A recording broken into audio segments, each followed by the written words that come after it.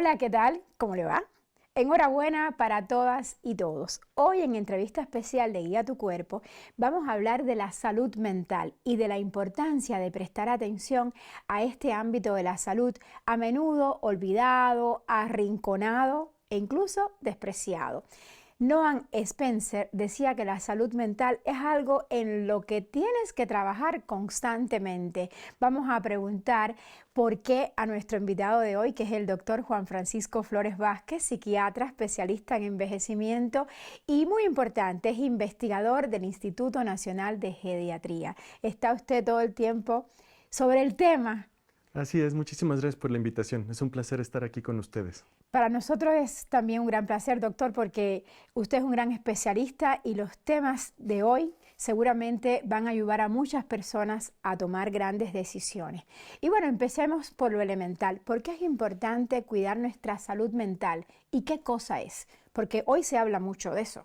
Antes no se hablaba tanto, pero después de la pandemia como que el tema brotó y hoy ya todos lo traemos de la mano. La salud mental la podríamos entender como ese equilibrio que tenemos en nuestras emociones, en nuestra conducta, en nuestros pensamientos, que nos permita llegar a nuestro potencial, ¿no? Realizar nuestras actividades, tener relaciones satisfactorias, tener descanso suficiente y que todo eso nos permita de alguna manera pues ser quienes somos y no atorarnos en este tipo de pensamientos, en este tipo de sentimientos que luego de repente van a afectar nuestras relaciones, van a afectar nuestro trabajo, nuestra escuela, dependiendo de la etapa de la vida, eso es importante. Y pues obviamente la salud mental es parte de la salud en general.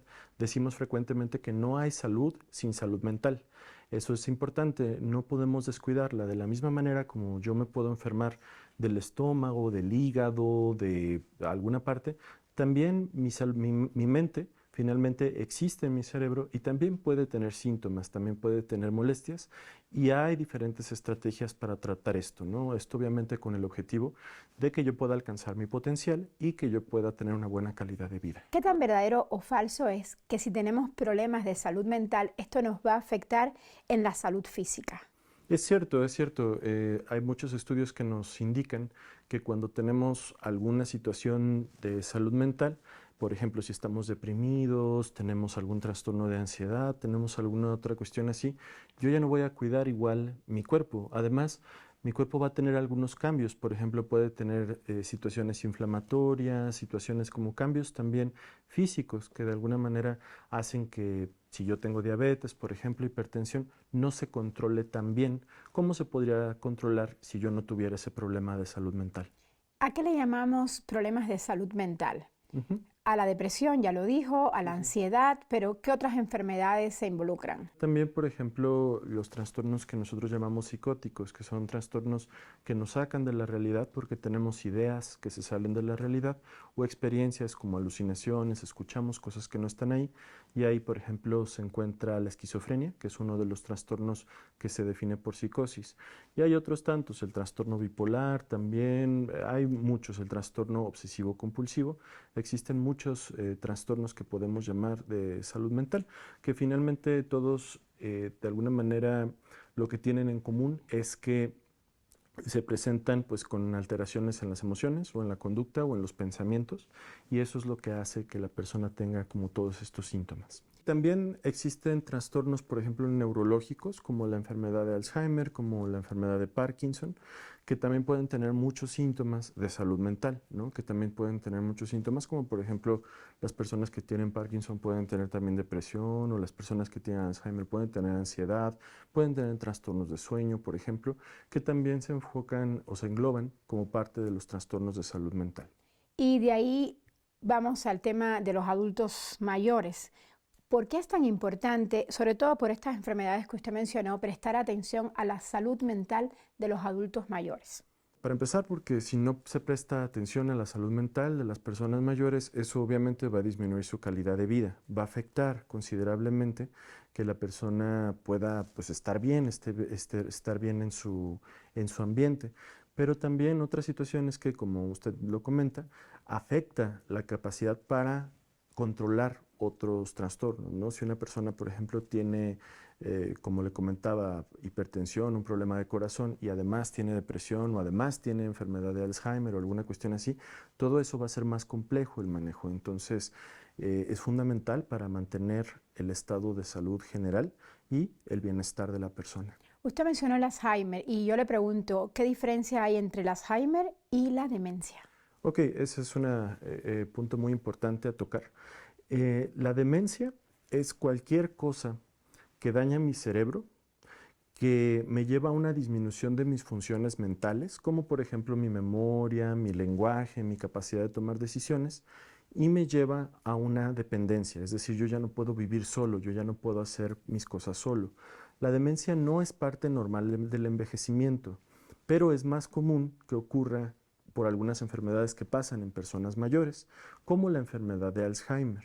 Entonces, la enfermedad de Alzheimer es una enfermedad neurodegenerativa, es decir, es una enfermedad que va destruyendo ciertas áreas del cerebro y con eso va afectando sobre todo la memoria, típicamente la memoria, y va llevando a esta situación de dependencia, de que la persona ya no se pueda valer al 100% por sí misma. Pero entonces la enfermedad de Alzheimer es una causa de demencia, pero cualquier cosa, le comentaba, que dañe mi cerebro puede llevarme a una demencia, ¿no? Porque es un síndrome, no es una enfermedad como tal, sino que es un grupo de enfermedades que pueden llevar a este daño cerebral, a esta disminución en mis funciones mentales y a esta dependencia. Algo importante también a mencionar es que el término de demencia senil ya no se utiliza. Desde hace ya muchas décadas, como 3 o 4 décadas, Ujú. ya ese término de demencia senil ha caído en desuso, porque hoy sabemos que la demencia es una enfermedad, no es una parte normal del envejecimiento. Interesantísimo. ¿Qué enfermedades son parte normal del envejecimiento? No existen enfermedades que sean parte normal del envejecimiento. Hoy entendemos que el envejecimiento conlleva ciertos riesgos, conlleva cierta vulnerabilidad. Sin embargo, todas las enfermedades en el envejecimiento nos representan un desequilibrio en el cuerpo, ¿no? En el cuerpo que también, pues finalmente la mente está en el cuerpo, ¿no? Algo está pasando a nivel físico, algo está pasando a nivel químico, por ejemplo, que está descontrolando al cuerpo y eso va a llevar a que la persona enferme. Pero no podríamos decir que una enfermedad es normal por la edad. Puede ser más común, es cierto, es más común, por ejemplo, la osteoporosis en una persona mayor, es más común también la enfermedad de Alzheimer, pero ninguna de las dos son parte normal del envejecimiento. En teoría son cuestiones que se pueden prevenir, son cosas que hay que atender, que hay que diagnosticar adecuadamente para poder, pues, llevar a la persona a un envejecimiento sano, ¿no? Que será un envejecimiento sin enfermedades importantes, sin discapacidades o si hay enfermedades que éstas se encuentren controladas. Es una visión más actual del envejecimiento. ¿A qué se debe que unas personas llegan al envejecimiento en mejor forma desde el punto de vista mental que otras? Digamos, ves por muchos países como México, algunos secretarios de Estado que tienen más de 70 años y son grandes oradores y lo hacen muy bien y cada vez que hablan te impresionas cuando lo hacen. Entonces, ¿a qué se debe que unas personas sí y otras no? ¿A la niñez, a la adolescencia, a la juventud, al desarrollo cognitivo? ¿A qué? Pues es una mezcla de varias situaciones que ocurren. Entre ellas, por ejemplo, también la genética, la herencia juega un papel, no el papel más importante. Hoy lo que entendemos es que sobre todo es la actividad que tenemos a lo largo de la vida. Es decir, cómo vivimos, envejecemos, ¿no? Si realizamos actividad física, si realizamos actividad mental, si comemos sanamente, si evitamos el consumo de tabaco o el consumo de alcohol en exceso, por ejemplo, si nos cuidamos de diabetes, hipertensión, esas son situaciones muy importantes que me van a permitir yo llegar a un envejecimiento sano, ¿no? También obviamente hay una situación de suerte, ¿no? En la medicina, pues a veces yo me cuido al 100% y de todas maneras enfermo, pero al cuidarme de este tipo de cosas es como si mejorara mi apuesta. Cuando yo apuesto nunca puedo tener el 100% de las posibilidades de ganar, pero definitivamente puedo mejorar las posibilidades de ir pasando las etapas de mi vida con una mejor salud. Pero bueno, es el objetivo que tenemos todos, ¿no? De alguna manera, si nos cuidamos mejor, podemos llegar a una vejez activa, a una vejez independiente y a seguir siendo personas pues, que ofrecemos a la sociedad, ¿no? Y que nos beneficiamos de la Claro, sociedad. definitivamente. Doctor, ¿y qué pasa con la ansiedad y los adultos mayores? ¿Es normal que exista ansiedad, angustia cuando uno pasa a los 80 años? Bueno, la ansiedad, al igual que la tristeza, son sentimientos que pueden ser normales, ¿no? O sea, yo de alguna manera, si estoy pasando por una situación compleja en mi vida, por ejemplo, van a operar a un familiar, va a entrar a cirugía, o si vivo una pérdida, por ejemplo, muere mi mascota, por ejemplo, obviamente voy a tener una reacción emocional a esa situación que es completamente normal, ¿no? O sea, anormal sería que pues estén operando a mi familiar o que muera Y mi estés mascota y yo esté insensible. como si nada, ¿no? Eso sería sumamente raro. Pero ya cuando hablamos de un trastorno de salud, es cuando esa ansiedad o esa tristeza empiezan a convertirse en la regla de mi vida y empiezan a interferir en mis actividades. Yo ya no puedo prestar atención a mi trabajo porque estoy demasiado metido en esa sensación, o ya no puedo dormir de tan ansioso que estoy, o dejo de comer o empiezo a comer de más, y eso empieza como de alguna manera a afectar toda mi esfera, toda mi vida, ¿no? Entonces, ahí es cuando nosotros hablamos de lo que es disfunción, es decir, de ya no funcionar del todo bien y ya no poder disfrutar de otras cosas. Ahí ya no hablamos de una reacción emocional normal, ¿no? Ya estamos hablando de un probable trastorno. Dentro de las personas mayores, los trastornos de ansiedad se pueden presentar, por ejemplo, con preocupaciones desmedidas. Las personas están preocupadísimas porque qué le va a pasar al hijo, porque el hijo trae problemas con su esposa, pero el hijo ya está contento, ya esta novia trae y el papá sigue angustiado, que qué va a hacer. O sea, esas preocupaciones que a veces llegan a ser exageradas pueden ser trastornos de ansiedad que pueden requerir tratamiento y que siendo tratados la persona puede regresar a un equilibrio emocional con esos altibajos quizá de la vida normal, pero sin una disfunción. Entonces hay que percatarse de cuando tienes un estado de ansiedad para que no sea prolongado. Me imagino ir al especialista. Es importante hacer comunidad, es importante mantenernos conectados de alguna manera. Algunas situaciones que aprendimos, por ejemplo, ahorita con la pandemia de COVID, era que al estar aislados, los problemas de salud mental empeoraron bastante en todas las edades. Sí, sí, definitivo. Importante en las personas mayores porque eran pues quienes más vivían con miedo, que tuvieron quizá también más pérdidas desafortunadamente, y eso obviamente afectaba mucho la salud mental de las personas, pero entonces mantenernos activos y mantenernos conectados es muy importante y acudir a alguna atención. No en todos los lugares, no, en nuestros países latinoamericanos no siempre hay acceso a que me vea el psiquiatra, ¿no? Y Pero en otros hay bastantes tabúes al respecto. también eso es otra cosa importante, pero por eso también se han hecho estrategias en los diferentes países para que todo el personal de salud pueda detectar trastornos de salud mental, tratar los que puede tratar y referir al especialista a los que no puede tratar, ¿no? Pero sí es importante tomar en cuenta que de la misma manera como yo me puedo enfermar de otra parte de mi cuerpo, también me puedo enfermar de mi mente, ¿no? Y no tiene nada de vergonzoso ir al psiquiatra, no es algo, no es porque estoy loco, no es porque me van a amarrar o me van a sedar o me van a drogar, es en realidad porque estoy teniendo una alteración de este equilibrio que permite que mi mente funcione adecuadamente. Son cuestiones químicas de mi cerebro, eléctricas de mi cerebro. También pues finalmente mi mente funciona, reposa en mi cerebro y el cerebro es un órgano como cualquier otro que puede perder ese equilibrio. Al recibir un tratamiento adecuado puede recuperar ese equilibrio. Esa es la idea principal y eso no es vergonzoso. Los trastornos de salud mental son muy comunes a lo largo de la vida. Sabemos que al menos 1 de cada 3 personas sufrimos trastornos de salud mental a lo largo de la vida. Es sumamente común. Entonces tenemos que tomarlo en cuenta y tenemos que atenderlo oportunamente. Con esta definición, doctor, y alerta al saber que 1 de cada 3 personas podemos sufrir en algún momento de la vida trastorno mental, le propongo que hagamos una breve pausa para continuar esta plática, así que muy atentos, en breve regresamos.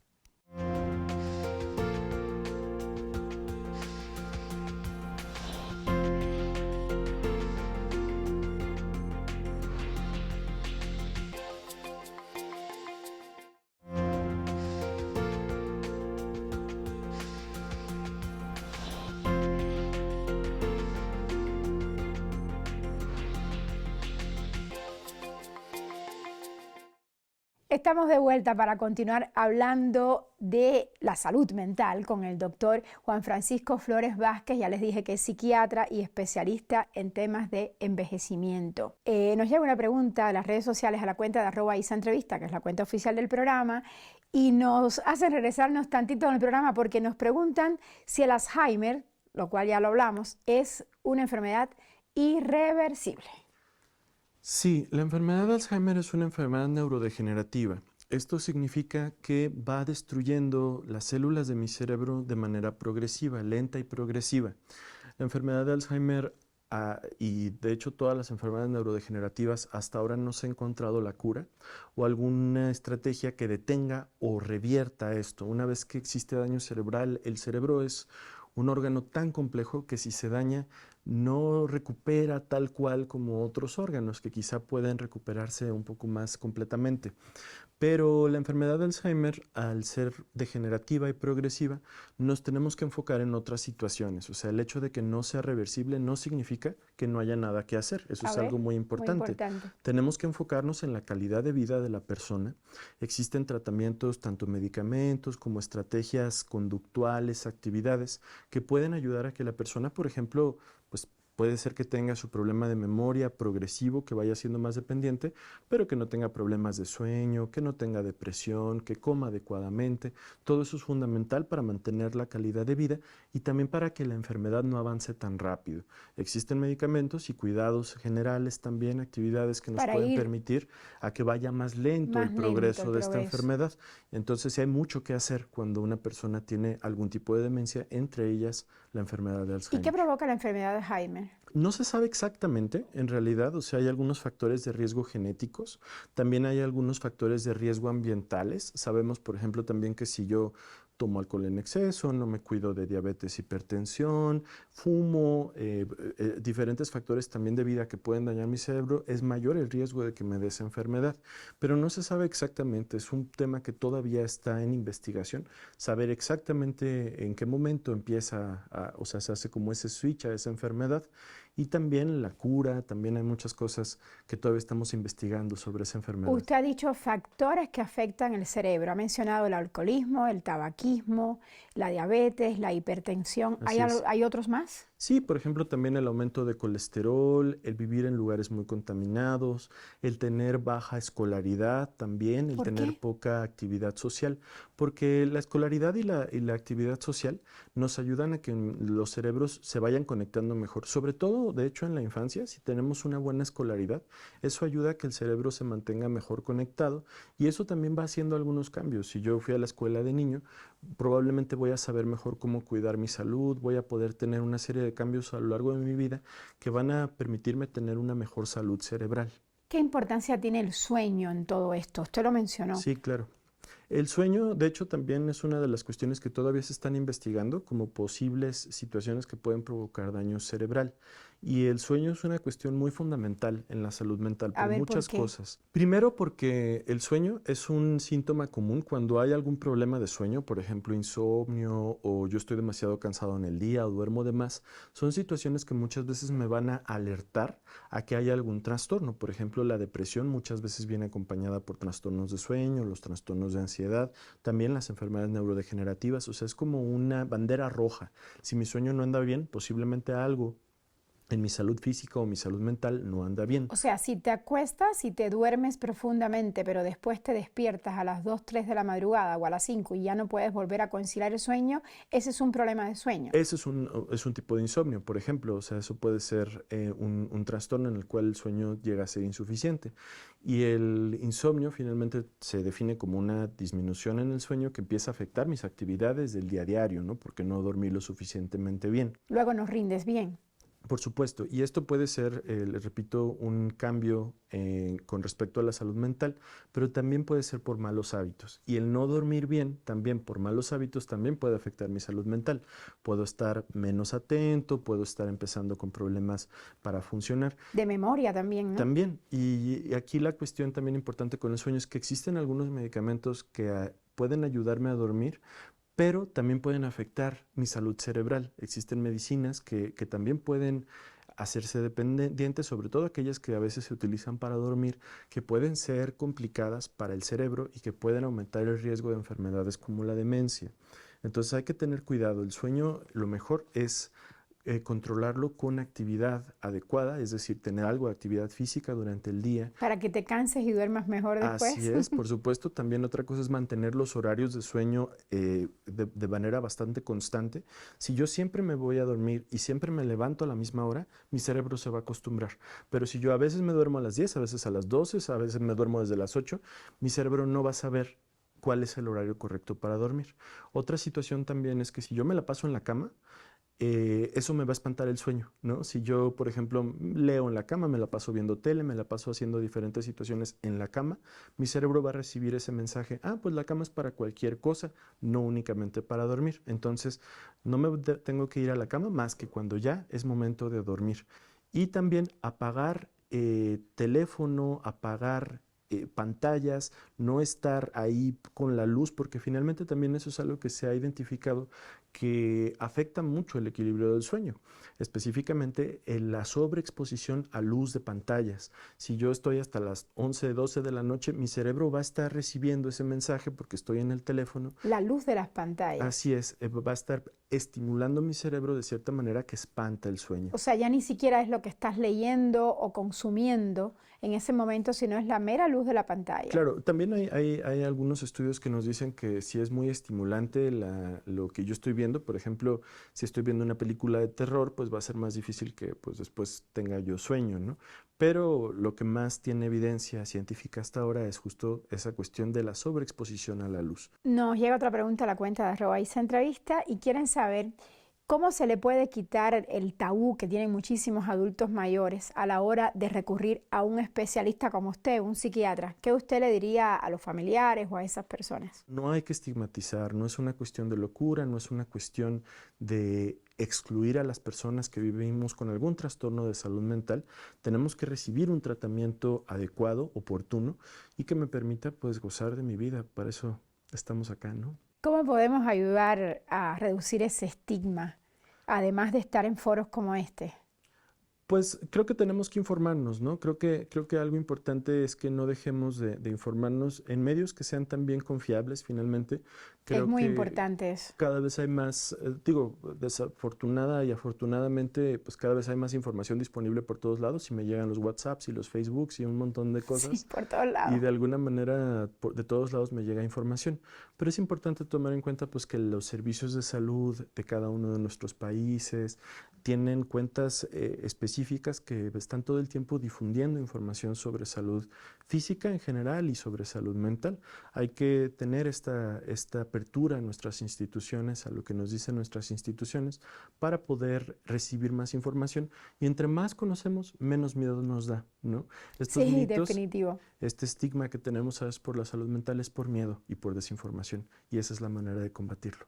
Doctor Flores, y usted seguramente se enfrenta a diario en su consultorio con el tema de los mitos, ¿no? Claro, sí. ¿Cuáles conoce o cuáles son los más frecuentes? Por ejemplo, que los medicamentos psiquiátricos todos son drogas o que van a cambiar a la persona o que van a provocar adicción o que van a mantenerme dormido como zombie. La psiquiatría ha avanzado mucho en todas estas décadas para ir haciendo medicinas más específicas, más adecuadas para el manejo de los síntomas, para el manejo de este tipo de enfermedades, de tal manera que yo puedo estar tomando algún medicamento psiquiátrico y hacer mis cosas, hacer mi vida completamente normal. Cuando veamos síntomas en nuestros familiares o en nosotros mismos, lo ideal es acudir a un médico, ¿no? Acudir a un médico a hablarlo abiertamente. Si no hay una accesibilidad directamente en mi comunidad a un servicio especializado de psicología o de psiquiatría, a mi servicio de salud, a mi clínica, ¿no? Y hablarlo. Y pues mi atención, mi servicio de atención sabrá cómo atender esas situaciones o cómo derivarlas a especialistas más específicos. La clave es que es muy importante cuidar nuestro cerebro. Es correcto. Muchas gracias, doctor Flores, por estar hoy con nosotros en entrevista especial de Guía a tu Cuerpo. Y bueno, ya lo escucharon del Dr. Flores, la actividad física y el contacto social son los grandes antidepresivos de nuestros tiempos. Pese a que cualquier momento pueden llegar lapsos de ansiedad o de depresión, la mejor forma de salir adelante es hacer cosas que a nosotros nos gustan, que nos ayudan a vivir bien y a mejorar la salud física. Y como decía Virginia Woolf, si no te cuidas a ti mismo, ¿quién lo hará? Con esto me despido, espero que el programa haya sido de mucha utilidad y que su día siga siendo maravilloso. Hasta la próxima.